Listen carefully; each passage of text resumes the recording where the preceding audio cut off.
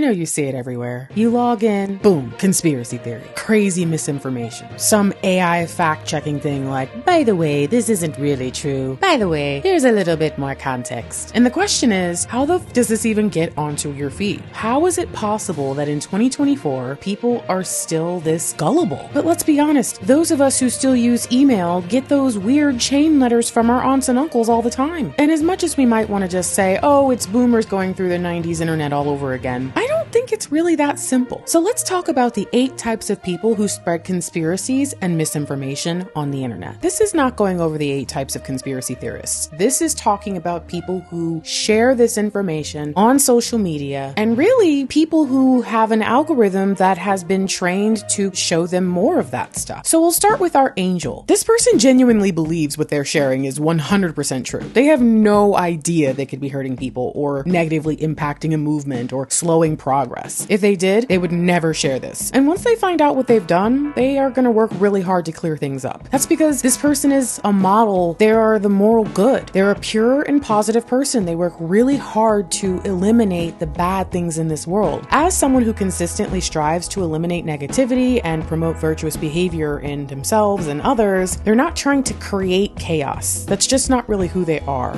We should know the people in our lives well enough to know if they're really like that, and if they're not, we've got to try to work on being that person to bring them around. We've got to work on making sure that the angels in our lives are not corrupted by what really is a up system of crazy algorithms trying to upset people. Let's talk about the philanthropist. Whereas maybe 5% of the people in our world are angels, there are a few more philanthropists out there, maybe 10%. They are the doers. They get up and they go. This person, they also believe that what they're sharing is factual. And I think this person in particular thinks that by sharing this, they're improving the lives of those around them. They may even pour resources into this before realizing it isn't real. This is an average person who really cares about things and goes and does something about the things that they care about. They're actively engaged in charitable activities. They're doing volunteer work. They want to improve people's lives. They're not going out and spreading misinformation on purpose. That's why it's called misinformation. I think it's easy to miss that it's not real. It's easy to miss those cues. People have gotten really good at creating titles and thumbnails and stories and full websites that look real. Of course, our philanthropists should do a little bit more work to figure things out, but if they're new to the internet,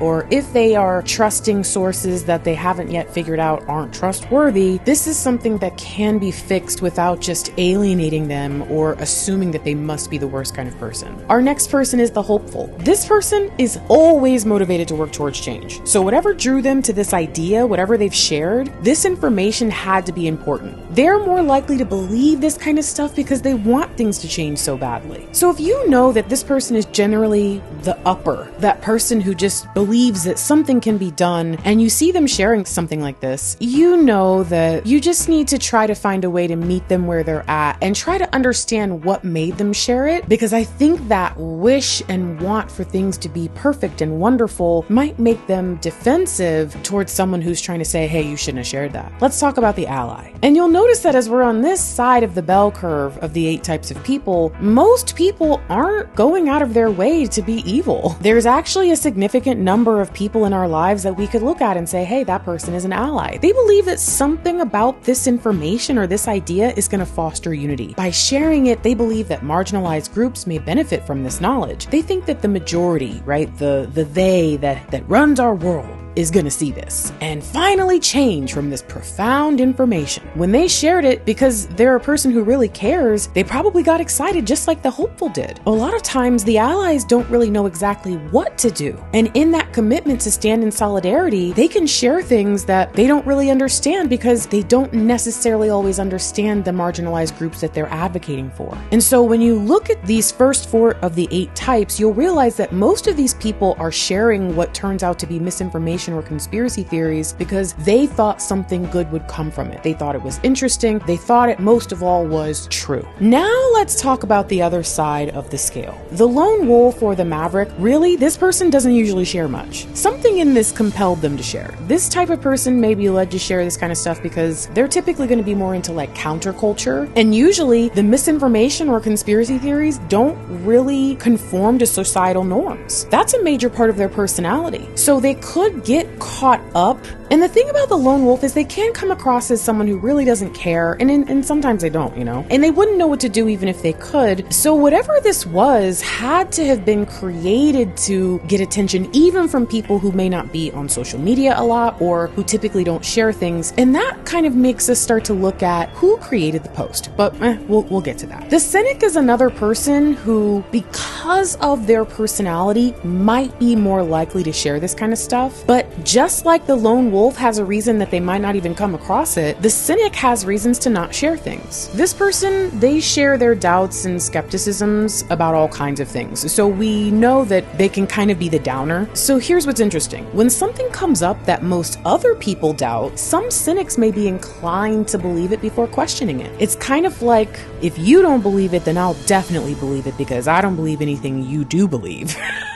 You get it, right? But I will also say the nature of their personality means that they may immediately shoot down this type of stuff. A lot of cynics can be looked at as like doubting Thomases, Debbie Downers. If you come in with some misinformation, they might just look at you and be like, you sound like an idiot. Get out of here. It's the last two of our 8 types that, as always, come through where we can really see where like the darkness is born when it comes to our topic. The con, maybe 10% of people are just outright outlaws. And this person is probably the one promoting these ideas. They might even have a whole advertising campaign on Facebook promoting the very post you woke up and saw this morning that was clearly a lie. If it's mainstream enough that they can sell merch, I mean, come on, they're gonna go that way, right? And guess what? If it's underground, they're gonna find the target niche, they're gonna seek out the vulnerable. One way or another, whether it's through online engagement or branding, they will spin this into a profitable endeavor. And you have to understand, this is just who this person is. They don't really care. They're gonna profit off of anything that they possibly can. That's what they're here to do. They matter more than anyone, anything else. And that goes for ethical considerations and morals and whatever. If it's illegal, if it's unethical, it doesn't matter. Is it going to make them money? That's how this person feels. And misinformation is so great for this kind of person. But I think that one could argue that our last person on this list, the devil, the last of our 8 types, still a very small percentage of people, but a powerful presence nonetheless. I think that this person, while they may not be the originator of the conspiracy or the false info, even though sometimes they can be, they're definitely the source of those manipulative posts and the ideas that someone like maybe the con is sharing. This person wants the world to burn. Sharing this stuff really gets them going. Watching people get frustrated with each other is a major benefit to participating in this kind of behavior. This person is just bad. They are the immoral evil. They are jaded, they are negative, and they will always try to continue any kind of darkness or evil or chaos that they can see, especially if it's something that's as easy as stirring the pot and sharing silly stuff on social media. They're not going to show remorse. And it's really this bottom 5, 10, 15% of the 8 types that is responsible for this misinformation getting as far as it does, for these conspiracies getting as popular as they do. You might assume that everybody out there sharing this stuff is all evil, but that's just not how social media works. One of the main points of the 8 types of people is to remind us all that when we look at these numbers, it's probably true. Most people don't even know what they're sharing. And yes, they should be more responsible on the internet, but that doesn't make them evil. That just makes them ignorant. Most people who share misinformation simply don't know how to internet very well. We should be focused on the people creating the misinformation or pushing conspiracy theories onto vulnerable people, not to people who share things they believe are real from what they thought were trusted sources. Maybe 15 to 20% of people are actual dicks, but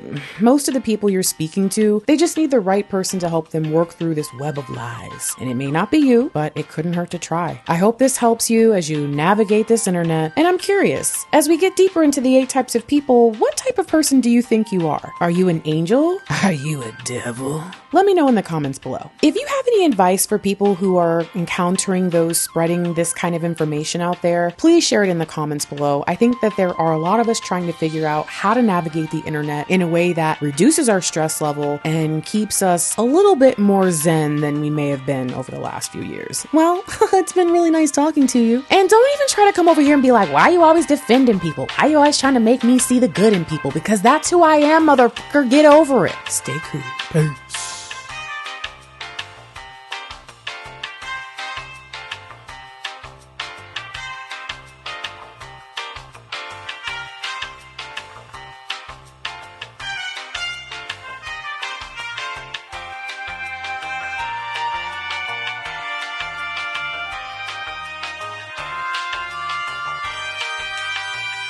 Okay, bye!